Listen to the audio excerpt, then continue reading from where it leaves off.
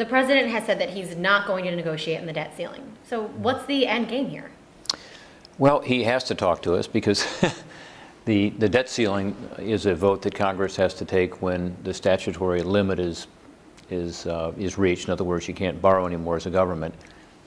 It's in law, and every president, Republican or Democrat alike, talks to Congress when this happens because you have to get the votes to allow the government to borrow more. And what my constituents are telling me, which is consistent with all the polling I've seen on it, is that before you raise the debt limit, do something about the underlying problem, which is the fact that the government continues to spend way more than it takes in. And the projections going forward, of course, are that spending increases dramatically because the baby boomers start to retire and healthcare costs are going up. So what I've suggested is, yes, let's raise the debt limit, but only in the context of dealing with the part of the budget we haven't really touched yet. We've been spending a lot of time talking about 35% of the budget, which is what Congress appropriates every year. And again, I think we should resolve that. I'd like to see a year-long continuing resolution at the levels that the Democrats, and the Republicans are talking about. It's consistent with the Budget Control Act if it's for a year, and let's get that behind us. But then let's deal with the 65% of the budget that we haven't dealt with, that wasn't part of the last Budget Control Act, that continues to grow at far higher rates than the smaller part of the budget. That includes some really important programs that have to be preserved and reformed and improved, like Medicare, Medicaid, and Social Security. Also, interest on the debt is there, which is growing dramatically, and will even more so as interest rates begin to go up. So that's what I'm saying to the president is, of course you got to talk to us. Every president does, and I assume he will. I guess this is a negotiating stance where he's saying he won't even talk, which is, it's not sustainable. He's got to talk to us. Every president has. And let's come up with a way to actually deal with this spending problem we have. By the way, when you look back over the last 30 years of this place, the only time Congress has ever taken steps to reduce spending of any substantial amount has been in the context of a debt limit debate.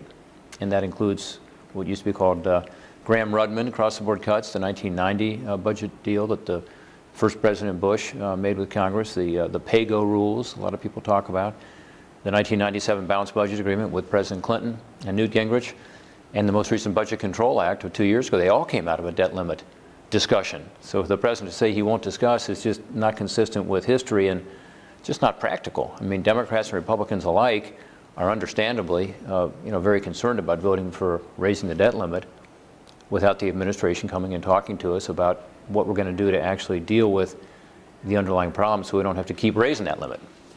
So it's clear that you think the debt limit is your chance to have those talks. I'm curious, how sort of Republican are you willing to go? Does the government shutdown almost make the debt ceiling talks easier? I don't know. I suppose the two of them are coming together. The debt limit will be achieved in a couple weeks, and so my view is let's go ahead and deal with it now. Why wait and have another last-minute government, crisis? We kind of lurch from crisis to crisis around here. Let's plan a little bit. We know it's coming up in 2 weeks.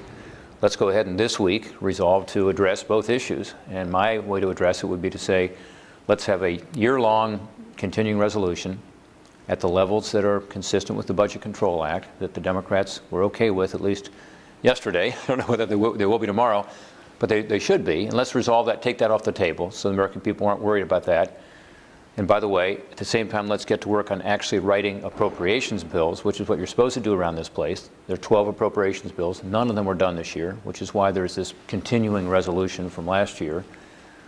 So let's actually get to work now rather than spending the next few months messing around with the continuing resolution. Let's just resolve that for a year. And then at the same time, let's increase the debt limit, but only with dealing with these underlying problems of entitlement spending, the other 65% of the budget growing at very high rates to the point that actually the Congressional Budget Office says that the health care entitlements alone, that's not Social Security, Medicare, Medicaid, the Obamacare entitlements, will increase over 100% in the next 10 years. And my view is that I'd be willing to look at the president's own budget to find those savings.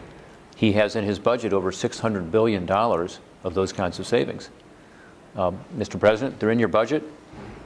And this will help us to resolve this issue. Government shutdown, debt limit, let's put them together. Let's do it this week, and let's get it done and move forward. The other thing I would add to it is tax reform. I talked about that earlier, the importance of it.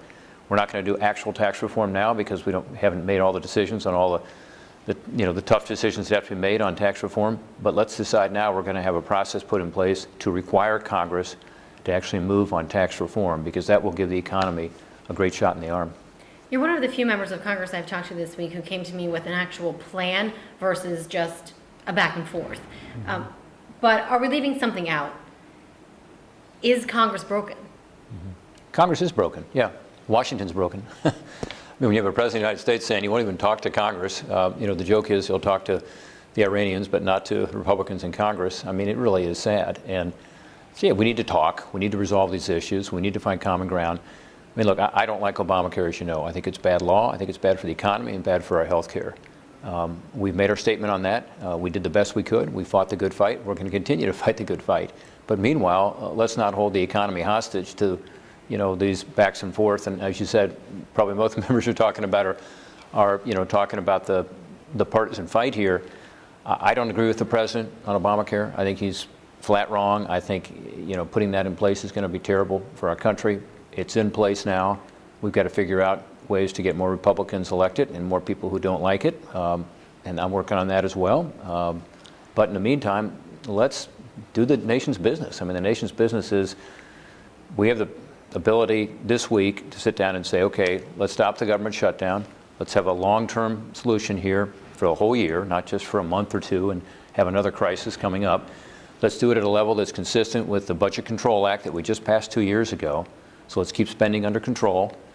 And then on the debt limit, let's deal with the big problem, which is the 65% of the budget that's untouched. And let's take the president's own proposals he's got on that kind of spending, which is called mandatory spending, and let's apply those.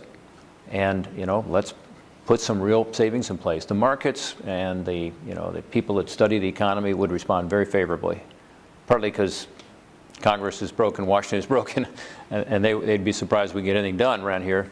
But second, this would actually deal with the underlying problem, which is spending going up at such a dramatic rate that the revenue, no matter what tax system you came up with, couldn't keep up with it. And I think everybody acknowledges that that's the problem. There's no great secret about it. The president has talked about it. Time for us to deal with it.